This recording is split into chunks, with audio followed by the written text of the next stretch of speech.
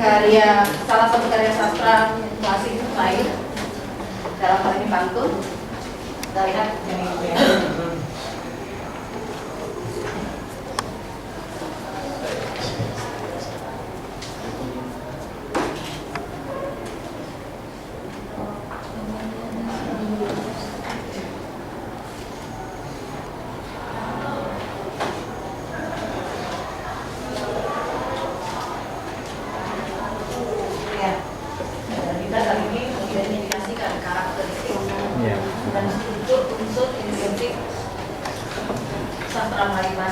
Tujuannya kalian akan dapat mengidentifikasikan dan kemudian menyampaikan karakteristik dan struktur karya sastra Melayu klasik itu, karakteristiknya, jadi diidentifikasikan.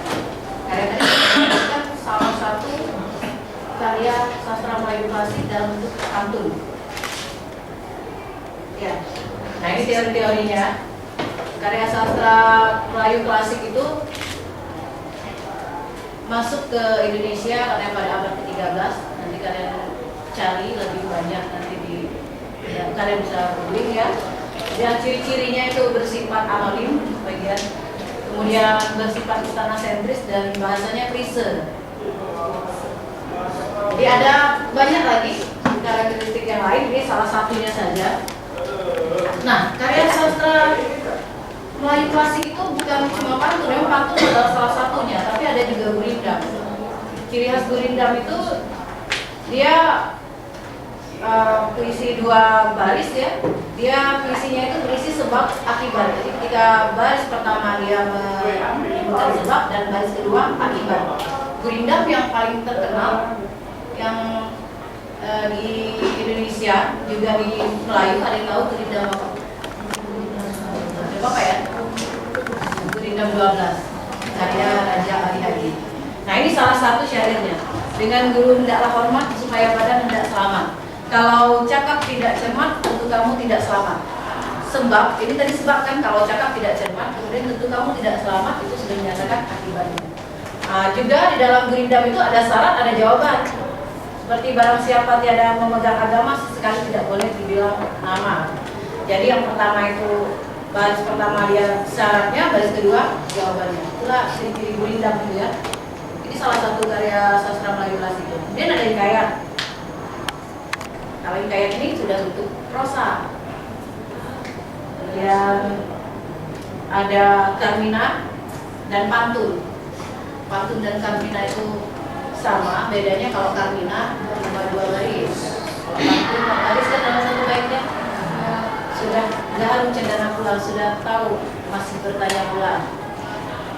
Dan ada sloka juga, ada sloka, ada syair ya. Nah ada talibun, kalian bisa googling nanti apa-apa itu. Nah ini tadi pantun putih. Kita lihat syairnya sekarang yang kalian dengar. Kalau pantun itu bentuknya seperti ini kan mungkin kurang menarik. Kalau dilakukan seperti tadi menarik, karena tadi kalau menebang si pohon jati, papan di Jawa di belah-belah. Kalau orang hidup tidak berbudi, umpama pokok pohon tidak berbuah. Ya, kalau kalian melihat pantun ini, yang pertama, ibu yakin tidak bisa langsung memaknainya. Apa yang kalian lihat pertama sekali dari pantun ini? Karakter yang menonjol dari pantun ini apa? Ya, memang syarat pantun sudah tertera di sini. Tapi kalian perhatikan bahasanya. Dia menggunakan bahasa apa? Yang berbeda. Memang walaupun tidak jauh berbeda, jika berbeda dengan bahasa Indonesia, berarti ada kosakata yang perlu kita cari maknanya. Tapi sebetulnya yang lebih sulit bukan masalah mencari arti dari kosakata itu. Bahasa Melayu yang klise. Jadi kita harus mencari makna di balik kata-kata itu. Kalau kita kan membuat pantun, sampiran 2 baris, kemudian isi 2 baris, isinya itu sudah jelas apa maknanya kan? Ya jelas. Sampiran mungkin tidak jelas, tapi sementara di sini isinya itu masih dia berbentuk peribahasa. Ada makna di balik itu. Kalau menebang si pohon jati, papan jauh di belakang. Kalaulah hidup tidak berbudi, umpama pokok pohon tidak berbuah. Jadi apa yang terkandung di dalam ini? Siapa yang tahu? Dari isinya, apa maksudnya? Ada makna di balik kalimat, walaupun bukan cuma dia bahasa Melayu saja. Emil? Kalau hidup tidak berbudi.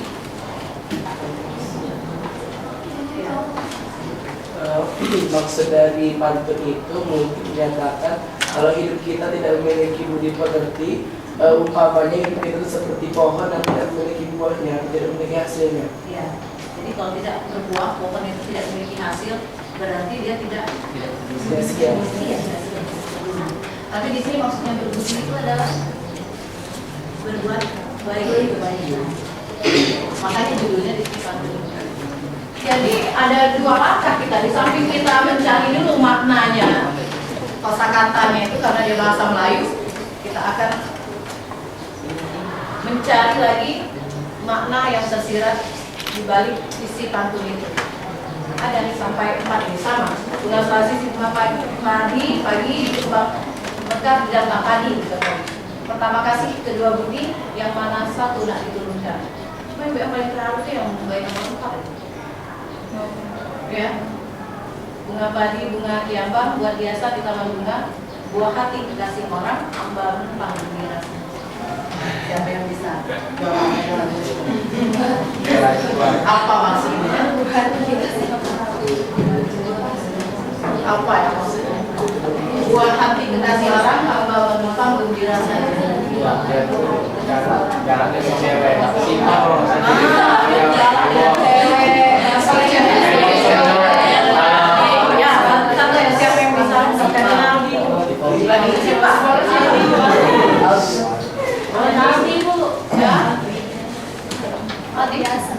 Tadi ngomong dia senang sama cewek. Siapa itu? Maksudnya tuh, kalau misalnya ada kayak cowok sama cewek, tapi ceweknya tuh random yang punya. Jadi itu cuma bisa mengagumi dari jauh. Kalau cewek senang, Iya.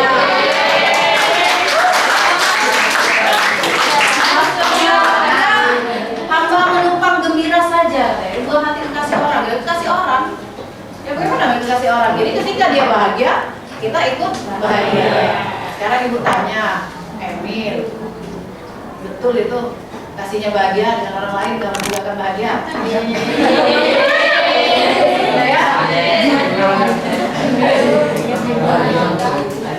Iya ya. Nah, ini karakteristik sastra Melayu klasik. Walaupun dalam pantun itu tidak semuanya tercantum 12 itu, tapi ada salah satunya. Nah, karakteristik sastra Melayu klasik ini yang menonjol itu bahasanya tadi kan. Kalau kita lihat bahasanya, punya sama dengan karya sastra yang lain kan. Bahasanya itu jelas dia bahasa Melayu. Sebelum mengidentifikasi unsur, hendaknya kita memahami arti karya sastra tersebut ya. Nah, karena dia ini bahasanya klise, jadi kita harus perlu mencari makna aslinya dulu, kemudian mencari kata-kata usang ya di dalamnya itu, baru kita dapat memaknainya. Kita ada kata-kata yang sulit, seperti tadi kata-kata yang sulitnya ada beberapa ya, ada pokok, kuala, dilingkung. Kalau itu kan jarang kalian mendengar ya. Kalau seperti gembira, dia tahu apa maksudnya gembira, kekasih tahu, budi tahu. Tapi kalau pokok itu maksudnya apa? Kalau pada bahasa Melayu pokok itu maksudnya pohon ya, batang pohon, pohon dia pokok. Kemudian kuala itu pertemuan antara sungai dengan laut. Antara sungai dengan sungai juga itu pertemuan juga. Kemudian dilingkung. Kalau lingkungan mungkin kalian tahu, tapi kalau dilingkung itu maksudnya dikelilingi ya. Nah, jadi kita setelah kita menemukan kata-kata yang lama, kata-kata yang usang istilahnya itu, tahu artinya, baru kita memaknainya lagi maksud tersebut. Nah, karya sastra Melayu klasik ini menggunakan bahasa Indonesia. Jadi setelah mencari arti kata usang di dalamnya, kita menuju langkah selanjutnya itu mencari makna yang tersirat di balik rangkaian katanya. Pantun tersebut tidak bisa langsung kita maknai, langsung dapat, kita pasti ada makna di balik itu. Itu halusnya tutur bahasa Melayu klasik itu ya. Ya, ini ya. Kemudian selain pantun, ada juga gurindam. Ada syair, ada gurindam. Nah, ibu akan menayangkan gurindam. Kalian perhatikan, gurindam ini ada 12, tapi ditayangkan cuma yang pasal satunya saja. Dia 12 pasal. Isinya nasihat semua. Ibu akan menayangkan pasal 1 saja. Setelah itu kalian akan berdiskusi untuk mencari makna di balik kalimat-kalimat yang ada dalam gurindam tersebut sebelum mengidentifikasi karakteristiknya. Ya.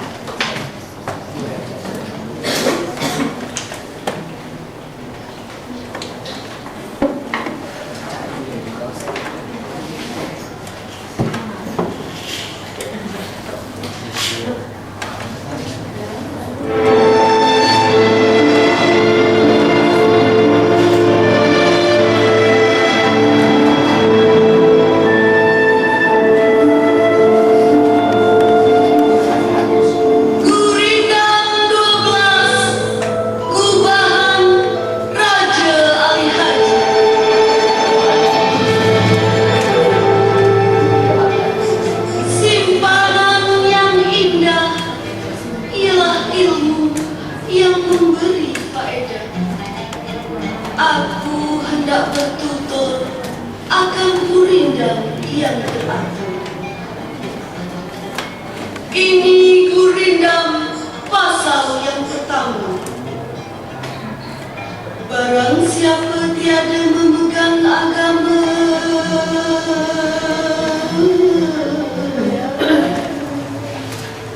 sekali-kali tiada boleh dibilangkan nama. Barang siapa mengenal yang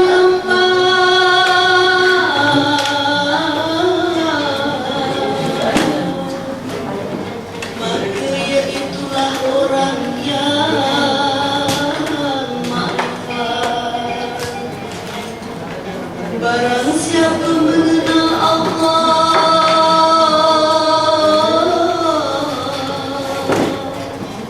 suruh dan tegaknya tiada ia menyala.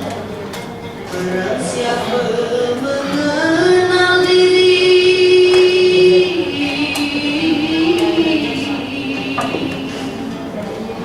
maka telah mengenal akan Tuhan yang bagi.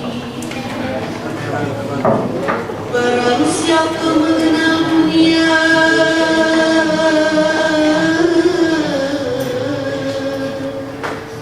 taulah ia barang yang terperdaya. Barang siapa mengenal akhirat,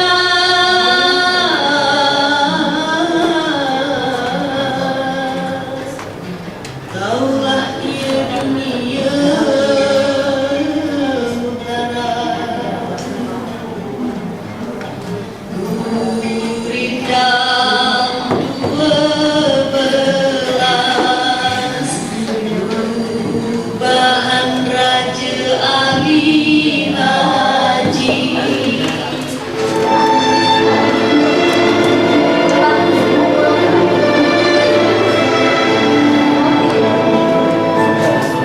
Ya. Apa ya persamaan dengan tayangan yang pertama tadi? Sama-sama bahasanya. Sama-sama bahasa Melayu. Pemilih rumah. Oh, musiknya kurang seru. Sajanya. Oh, ini yang beri. Sajanya.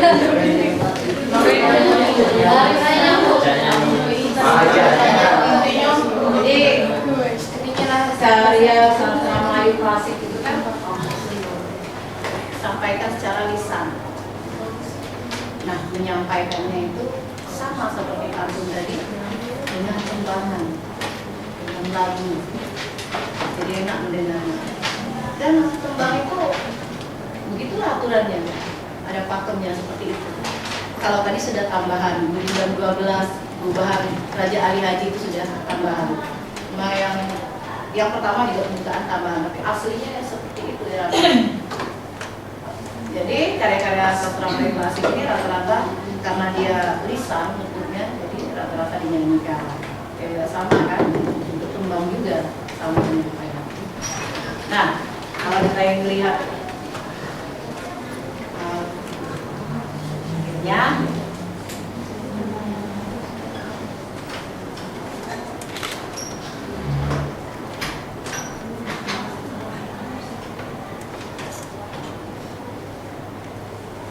Ya, ini tadi yang dibacakan. Barang siapa tiada memegang agama, sesekali tiada boleh dibilang nama. Barang siapa yang barang siapa menampak, maka ia itulah orang makrifat dan seterusnya. Jadi isinya kalau sepintas lalu yang kalian lihat tentang apa yang di pasal 1? Agama. Nah, itulah karya sastra Melayu klasik itu kalau kalian memaknainya tidak harus satu persatu kalian cari arti katanya, kemudian satu persatu kalian maknai. Cukup cari kata-kata yang sulit bagi kalian, kemudian dibaca berulang-ulang dan kalian akan menemukan makna di balik syair itu.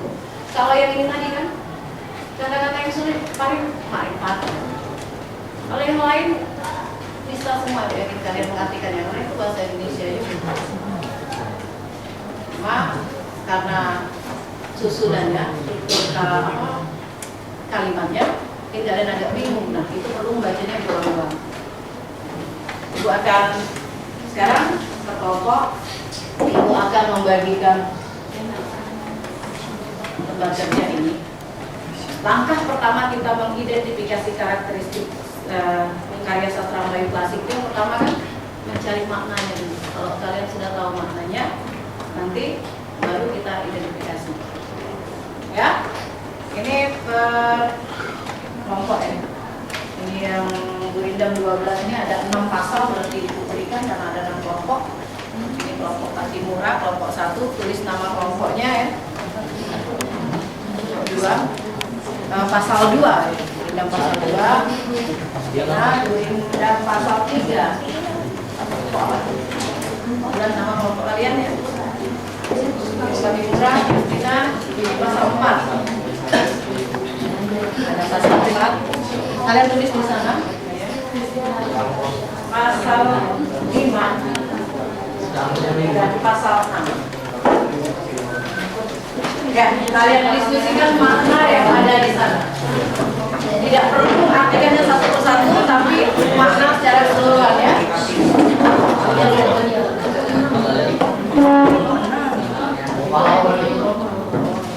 Nama pokoknya juga.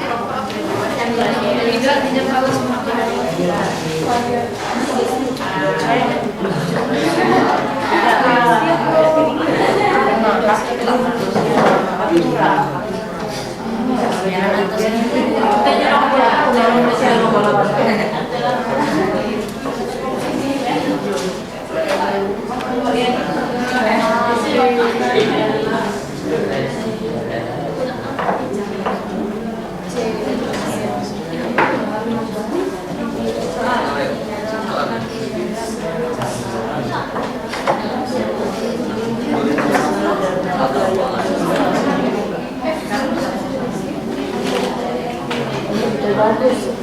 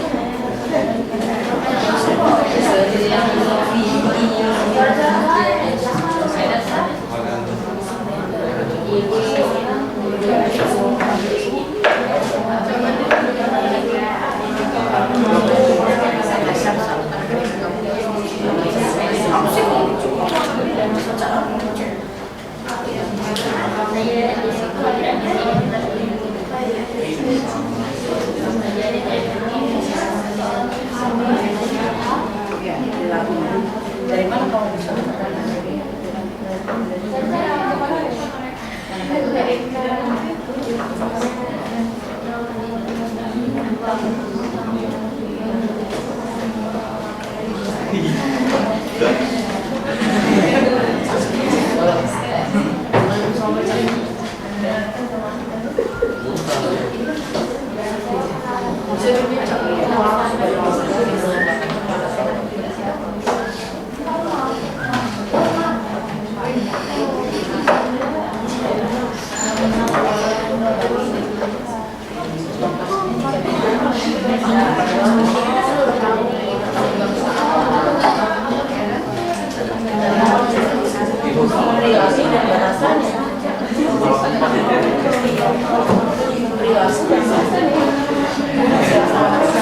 juga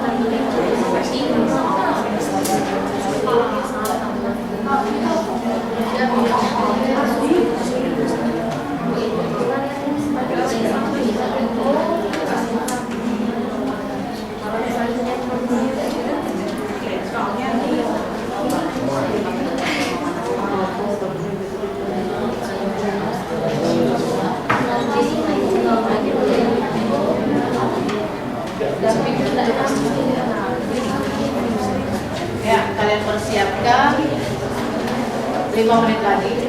Tentunya kalian persiapkan. Nanti ketuanya presentasikan ke depan ya, diskusinya.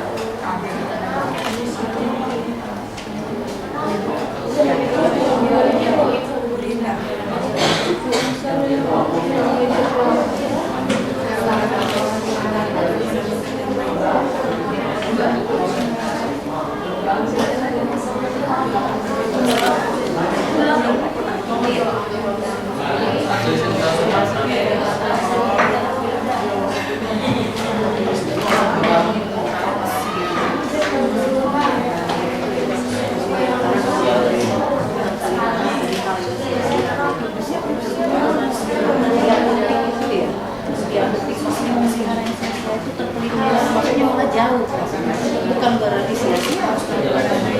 Iya, jadi orang membahagiakan 30 menit itu benar. Jadi jelas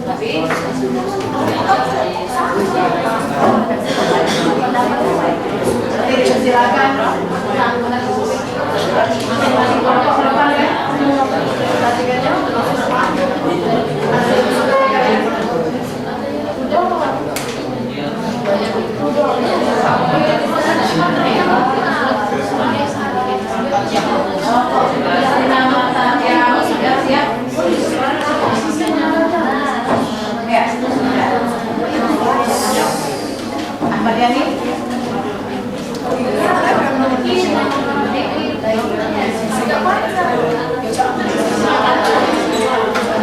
Masih murah ada siap?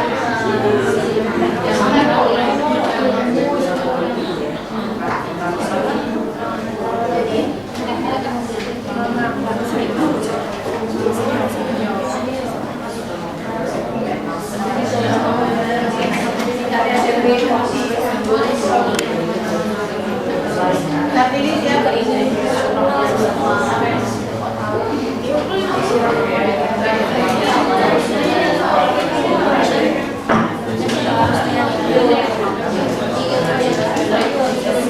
Ya, siap aja siap.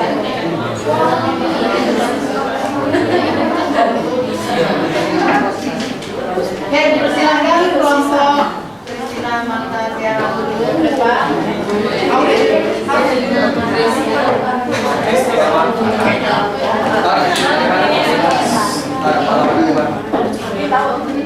Assalamualaikum warahmatullahi wabarakatuh.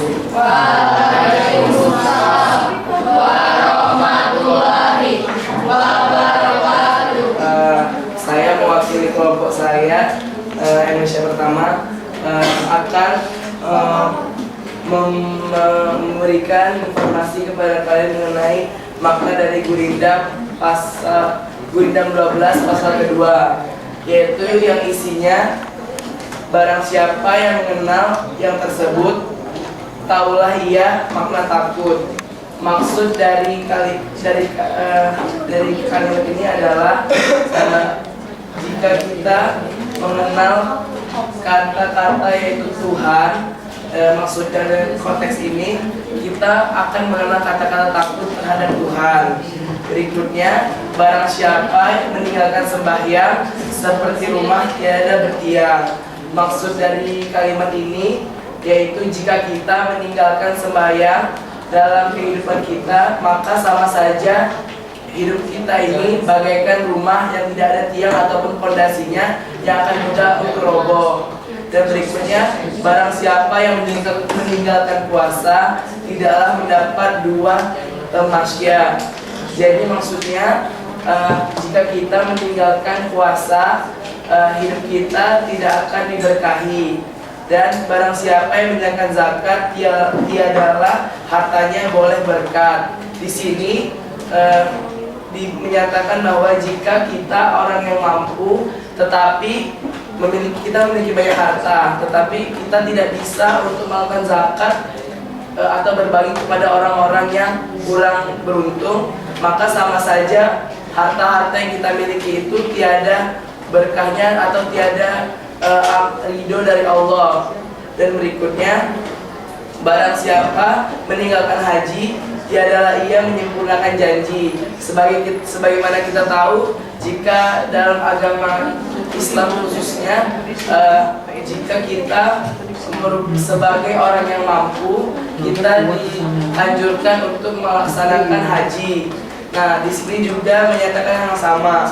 jika kita mengerjakan haji adalah menyempurnakan janji kita kepada Tuhan, yaitu Allah Subhanahu wa taala.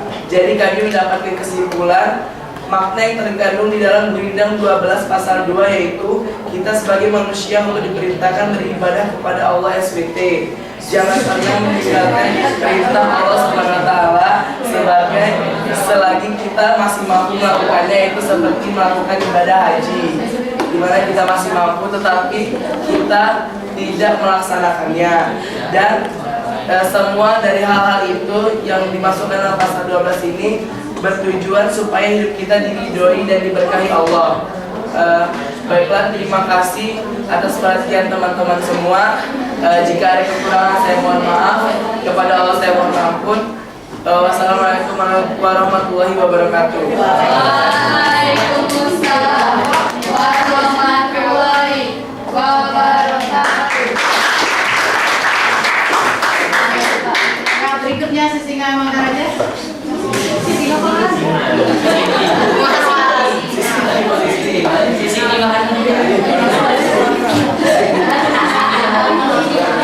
Assalamualaikum warahmatullahi wabarakatuh. Waalaikumsalam warahmatullahi wabarakatuh. Saya Sedul Salia Mahardika sebagai perwakilan dari kelompok Singa Maraja akan baca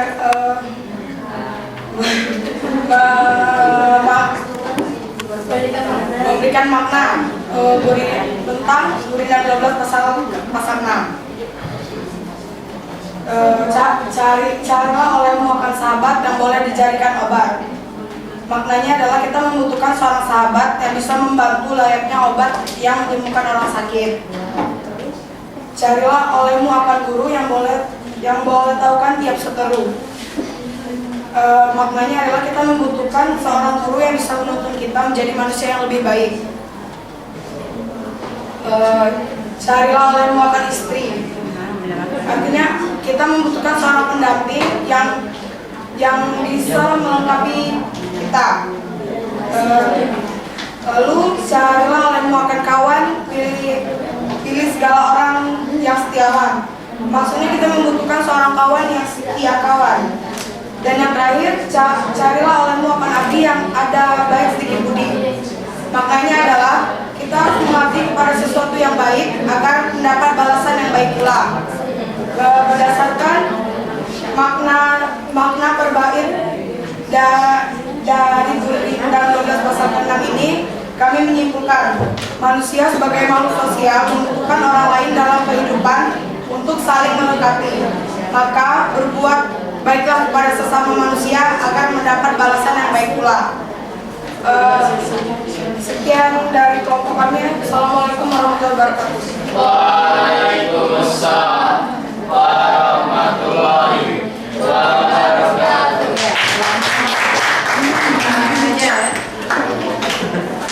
Kelompok Kartini. Ya, silakan kelompok Kartini.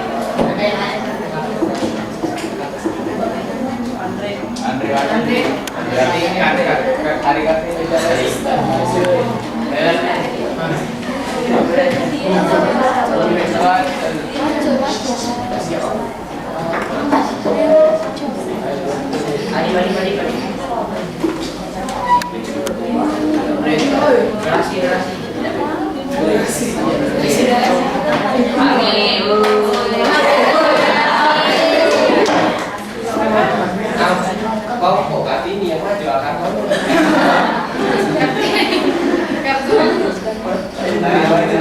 Kelompok Kartini.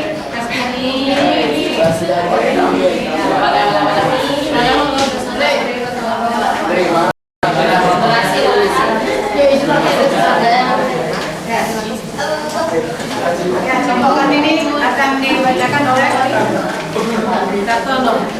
Assalamualaikum warahmatullahi wabarakatuh. Waalaikumsalam warahmatullahi wabarakatuh. Baiklah, saya perwakilan dari kelompok RA Kartini akan menyampaikan hasil kerja kelompok kami tentang makna dari Gurindam 12 pasal 1.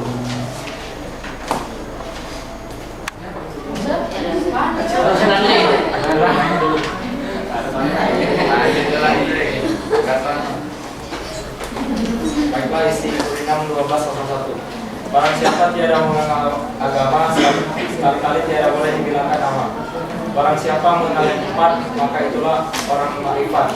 Barang siapa mengenal Allah, suruh dan tegaknya, tiada yang menyala.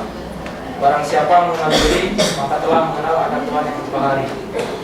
Barang siapa mengenal dunia, taulah dia barang yang tidak berdaya. Barang siapa mengenal akhirat, taulah ia dunia melarat. Kelompok kami telah menyimpulkan secara keseluruhan, yaitu sebagai berikut. Seseorang yang tidak memiliki keimanan sama saja dia tidak memiliki identitas. Seseorang yang mengenal agama, maka ia telah mengenal Allah. Jika ia memiliki keimanan yang tinggi dan ia akan teguh dengan pendiriannya.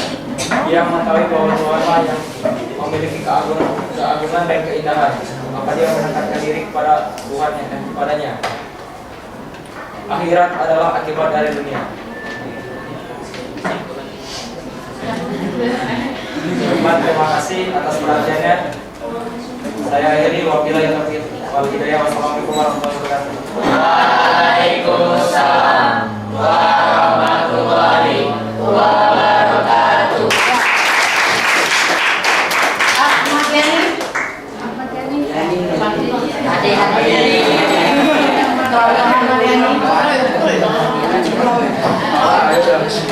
Kan Ahmad Yani. Ternyata yang tampil Ramayani. Assalamualaikum warahmatullahi wabarakatuh. Waalaikumsalam warahmatullahi wabarakatuh. Saya Risa Permatasari akan menyampaikan hasil kesimpulan dari kelompok Jenderal Ahmad Yani tentang makna Urinam 12 pasal 5. Yang pertama, jika hendak mengenal orang berbangsa, lihat kepada budi dan bahasa. Makna tersebut yaitu jika ingin mengetahui kebangsaan seseorang, dapat kita lihat dari sikap dan bahasanya. Jika hendak mengenal orang yang berbahagia, sangat memeliharakan yang sia-sia. Maknanya yaitu jika ingin menjadi orang yang berbahagia, janganlah melakukan perbuatan yang sia-sia. Karena dalam kehidupan orang yang berbahagia, ini sia-sianya perbuatan yang sia-sia tidak ada dalam dirinya. Jika hendak mengenal orang mulia, lihatlah kepada kelakuan dia. Jika ingin mengetahui kemuliaan seseorang, dapat dilihat dari kelakuannya. Jika hendak mengenal orang yang berilmu, bertanya dan belajar tiadalah jemu. Maksudnya, jika ingin menjadi orang yang berilmu, maka janganlah bosan bertanya dan belajar. Jika hendak mengenal orang yang berakal, di dalam dunia mengambil bekal. Maknanya yaitu jika hendak menjadi orang yang berakal, carilah ilmu sebanyak mungkin. Yang terakhir, jika hendak mengenal orang yang baik perangai, lihat pada ketika bercampur dengan orang ramai. Maknanya jika ingin melihat kebaikan sifat seseorang, dapat dilihat dari caranya bersosialisasi atau bermasyarakat. Dari kelompok kami akan menyimpulkan bahwa hasil yang kita dapatkan sebanding dengan apa yang kita lakukan, dan perilaku seseorang mencerminkan sifatnya. Karena perilaku seseorang dapat kita lihat sifat seseorang itu dari perilakunya sehari-hari. Terima kasih. Wassalamualaikum warahmatullahi wabarakatuh.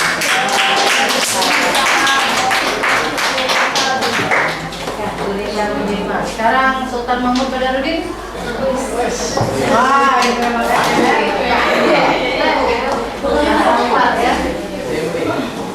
Assalamualaikum warahmatullahi wabarakatuh. Waalaikumsalam warahmatullahi wabarakatuh. Nama saya Renaldi Ayansa, perwakilan dari kelompok Sultan Mahmud Badarudin. Saya akan menyampaikan makna yang kami ambil dari Urinam 12 pasal 4. Hati kerajaan di dalam tubuh, jikalau zalim, segala anggota pun roboh. Makna dari kalimat tersebut, hati itu ibarat kerajaan yang harus selalu kita jaga agar tidak mengalami kerusakan. Apabila yang sudah bertanam, datanglah daripadanya beberapa anak panah. Apabila dengki sudah tertanam di dalam hati, maka kita akan merasakan sakit. Mengumpat dan memuji hendaklah pikir. Disitulah banyak orang yang tergelincir. Mengumpat dan memuji akan mengakibatkan kita celaka. Pekerjaan marah jangan direla, nanti hilang akal di kepala. Jika kita sering marah-marah, kita akan kehilangan akal atau cepat lupa. Jika sedikit pun berbuat bohong, boleh diumpamakan mulutnya itu bekong. Berbuat bohong mengakibatkan kita terus melakukan perbuatan buruk. Tanda orang yang amat celaka, aib dirinya tiada ia sangka. Orang celaka akan selalu mempunyai aib dalam keadaan apapun. Bahil jangan diberi singgah, itu pun perampok yang amat gagal. Kita tidak boleh memiliki sifat kikir, karena kikir ibarat kata sebagai perampok yang dapat menguras harta kita. Barang siapa yang sudah besar, janganlah kelakuannya membuat kasar. Jika kita sudah sukses, janganlah kita memiliki sifat sombong atau angkuh. Barang siapa perkataan kotor, mulutnya itu umpama ketur. Jangan suka berkata kotor, karena mulut itu akan membawa petaka. Dimana tahu salah diri jika tidak orang lain yang berperi. Kita harus mengetahui kesalahan diri kita sendiri agar orang lain tidak merasakan sakit hati. Menurut kami, kesimpulan dari makna Gurindam 12 pasal 4 adalah sifat buruk manusia tidak boleh kita miliki karena akan membawa dampak yang negatif. Assalamualaikum warahmatullahi wabarakatuh.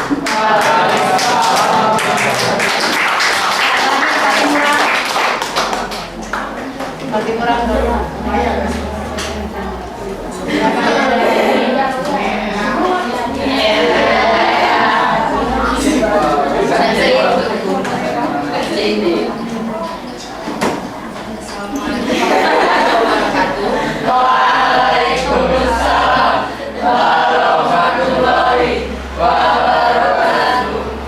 Kali ini saya akan membacakan makna yang terdapat di Gurindam 12 pasal 3. Yang pertama adalah apabila terpiala mata, sedikitlah cita-cita. Maknanya adalah jika kita terlalu sedikit yang dilihat, kelihatan, maka cita-cita kita hanya terpaku pada satu hal. Yang kedua, apabila terpiala kuping, kabar yang jahat tidaklah damping. Maknanya adalah jika kita menjaga kuping atau pendengaran, tidak akan mendengar kabar yang jahat. Selanjutnya, apabila terpelihara lidah, nescaya dapat daripadanya faedah. Maknanya, jika kita memelihara omongan atau mulut, maka akan mendapatkan manfaat. Bersungguh-sungguhlah engkau memelihara tangan daripada segala berat dan ringan. Kita harus ikhlas memberi bantuan agar kelak terasa beban tersebut berat atau ringan. Apabila perut terlalu penuh, keluarlah fiil yang tidak senonoh, yaitu apabila perut kita penuh, maka sifat yang tidak senonoh akan keluar. Anggota tengah hendaklah ingat, disitulah banyak yang orang yang hilang semangat. Hendaklah pelihara kaki daripada berjalan yang membawa rugi. Kita harus menjaga kaki kita agar kita tidak menuju ke jalan yang salah. Jadi kesimpulannya adalah hendaklah kita menjaga anggota tubuh agar hidup kita selamat dan bermanfaat. Terima kasih. Wassalamualaikum warahmatullahi wabarakatuh. Waalaikumsalam warahmatullahi wabarakatuh. Kalau kalian sudah memahami maknanya, nah sekarang kita akan mengidentifikasi karakteristiknya. Gurindam itu saja dulu, baru nanti sastra Melayu secara keseluruhan. Nah, di antara 12 ini kalian tuliskan di lembar kerja itu yang mana masuk karakteristik dari Gurindam itu. Di antara 12 ini.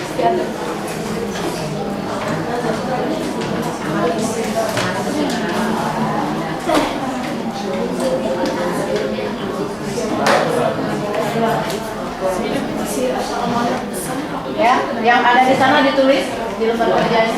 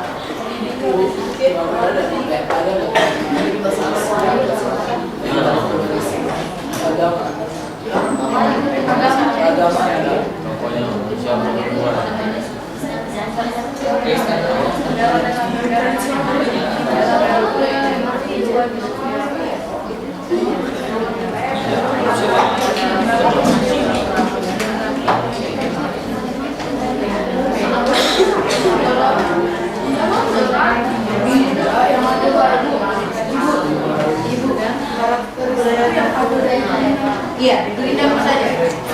Gurindam yang kalian kaitkan tema dan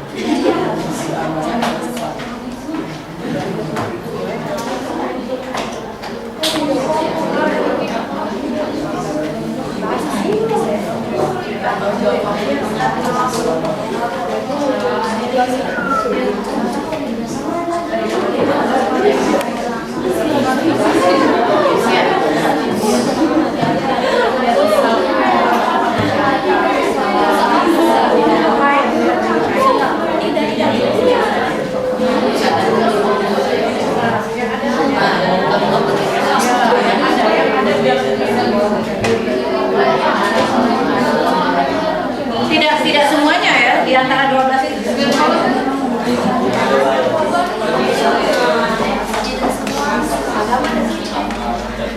Ini yang khusus gurindam saja.